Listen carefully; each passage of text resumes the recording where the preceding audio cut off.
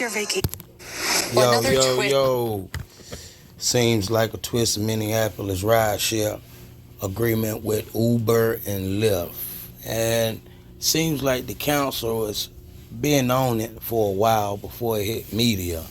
But at the same time, the deals that they were striking was perhaps in favor with rideshare, but vetoed by the mayor.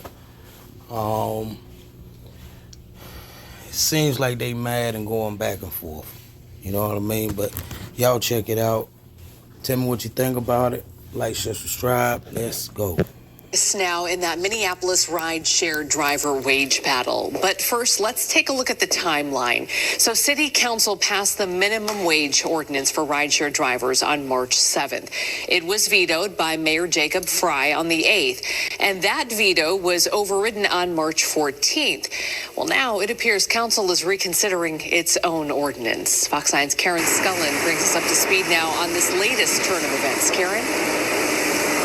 There's a lot of them. Kind of a dust-up at today's City Council meeting, as it seems there's been things going on with the rideshare driver wage ordinance that they just passed that not everyone on Council actually knew about. So now there's some new talks, some new dates, and a new deadline. I felt blindsided by that. I felt like I didn't know it was coming. Some tense moments today after Council member Andrea Jenkins entered a notice that says on April 11th, the Council's rideshare driver minimum wage ordinance could be reconsidered. Specifically, the authors of this ordinance were not made aware that this was happening. We found out from the mayor's press release. Clearly, somebody is upset that she's beat them to giving notice. I mean, that's the only thing that makes sense here. Somebody else wanted to give notice, and Jenkins beat them to it. In the discussion about the notice, what Jenkins and at least 3 others learned was that some council members, including the authors of the original approved ordinance, were already in talks with the state and other stakeholders to possibly change the ordinance they just passed. It's going to be based on the data that many of you have been apparently secretly working on. The authors of the ordinance were planning on bringing the notice on the 11th so that we could vote on the final action on the 25th, and the whole thing would be done before the May 1st deadline. In any case, City Council is now considering the state data report on rideshare driver wages, as well as their own data.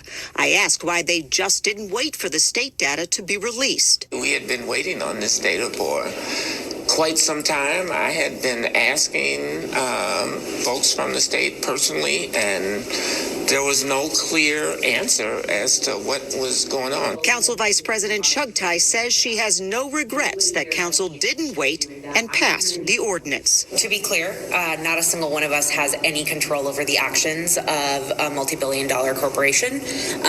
They will do what they're going to do. We're going to do what's best for our city.